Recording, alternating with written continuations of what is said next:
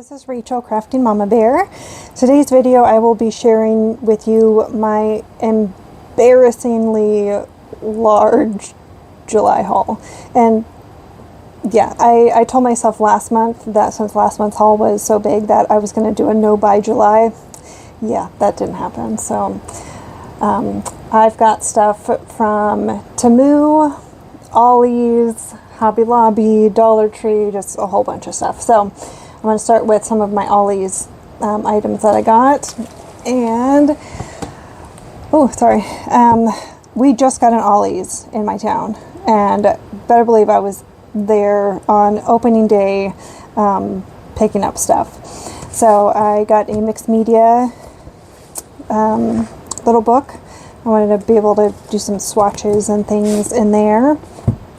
They had tons and tons of different cardstocks. So with my daughter starting public school next week, I know that I'll be making little paper crafts for the kids in our class for like Valentine's Day and Christmas and Halloween and all that stuff. So I couldn't pass these up for $1.99. These were $1. The ones that don't have tags on them were $1, and then the other larger ones were $1.99. So I picked up several different colors. This one is a like pearlescent shimmer. I'm not sure if it's picking it up on camera, but just really beautiful pastel colors. I got two of those. And then this was $1 for this 12 by 12 pack, and it's got some really pretty pages that have some glitter accents on it. So I got those. Also from Ollies, I got these Heidi Swapp time capsule albums. They were $1. I'm not 100% sure what I'm going to do with them, but yeah, there they are. I could gift them to somebody or have my daughter do something with it. And Ollie's had this big box of 120 super tips for $15. So I snagged that. Let's see. Actually, I think that's all from Ollies. Okay. From Temu, I got all of the new upgraded Lingual Plus pins. I have a video that I posted, I believe, last week, sharing with you my thoughts on them. So if you're interested in knowing more about the pins, check out that video. I will link it below. Along with the plus pins, I also got some of their, these are the new 3D pins, and I also got some of their new shiny pins, but like I said in the video, I didn't like them, so I gave them to my daughter so she can play with them. Alright, let's go to Dollar Tree. I picked up this brush to kind of just brush away like chalk pastel stuff. I picked up this acrylic board because I know lots of people, when they're like using their Neo Color 2s, like I know Karen Dash has a special board that you can purchase. I'm not sure what the cost is, but I just wanted to share this, that this is an option too. And it wouldn't take much if you take off the protective coating on both sides. If you needed a surface, I believe the Karen Dash one has some like texture on it, so you can rub your Neo Color 2 and it'll kind of pull off more of the material onto your palette. You could easily do that with this by taking some rough coarse sandpaper and maybe doing it on half of the acrylic square, and you could use this for a much cheaper cost. While I was at Dollar Tree, I picked up these two borders. What I'm going to do is I'm going to cut these and use them as little tags for teacher gifts, or I mean with the rainbows I could use them for little kid gifts too. So I picked those up. I also snagged all of these. These were such adorable little pin pencil cases, and this was the first year that I've seen that they offered them. So I got them. The yellow one is actually holding all of my acrylic markers that are empty. What else did I get? Oh, I got some little sponges from Dollar Tree. I got a couple word finds from Dollar Tree. These do have the coloring pages in them also, but I most likely will not be doing any of the coloring pages in these. A lot of them are very, very, very detailed, but I got it for the word search. And I believe, oh, I also wanted to share with y'all, I got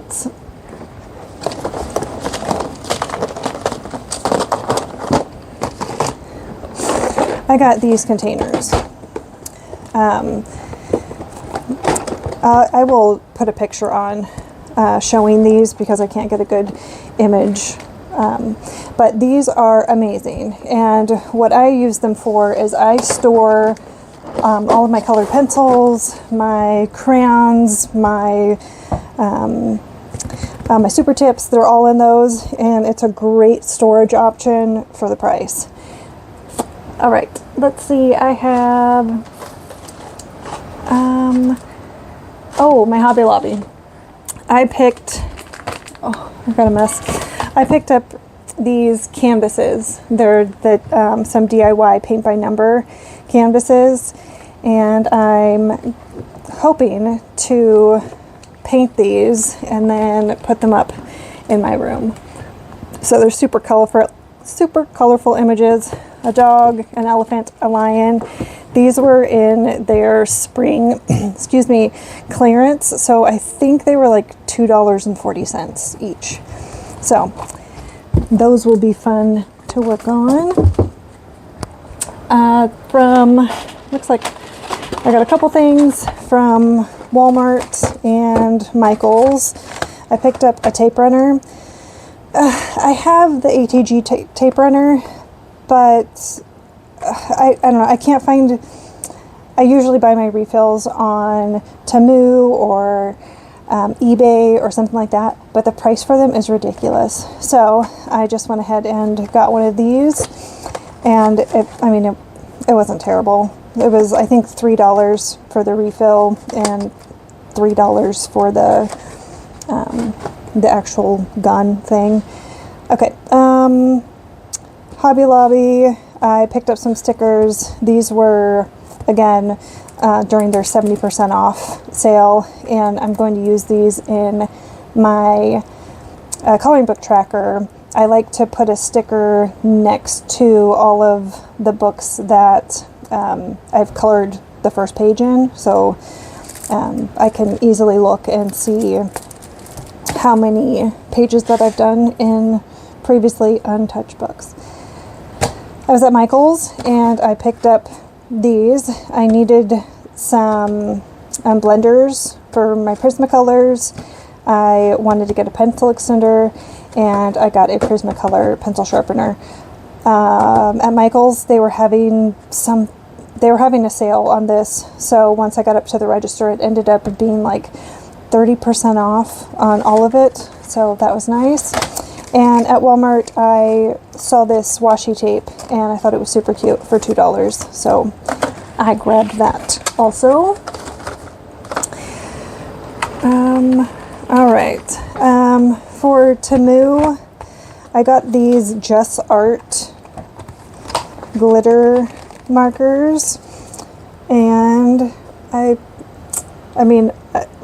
they're fine. They're a lot more metallic looking than glitter. There is some glitter in there, but I would say they're more metallic.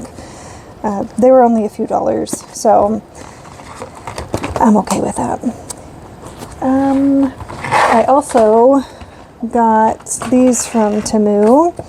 I was interested in this brand, the Shandies, and there was a really great deal for their retro and their juice macaron sets. So I got them. However, I didn't realize that they were 0.5 millimeter when I got them. and that's just a little too small for me to like enjoy using while I'm coloring. So I will most likely gift these to my daughter's teacher. Hopefully she will be able to use these and enjoy them. I was going to return them, but it didn't seem worth it. All right, my last supply item, I picked up some Color pencils, a 72 count from Amazon for Prime Day. And I did swatch them out. I really enjoy these. I think that I like these as far as like the depth of the color better than my Brute Funers, but we'll have to see how these actually work on some of my coloring pages. All right, now for coloring books. I got a bunch of Morgan O'Brien's PDFs for some of the like seasonal Matchstick Mouse and Any Day books that I knew that I wanted to be able to work in throughout the season. So I've got them all printed, I just need to bind them all. So I got Matchstick Mouse, an autumn coloring book, the 25 Days of Kindness, a winter coloring book, Pumpkin Party, Halloween, Any Day's Autumn Vibes, and Winter Tales.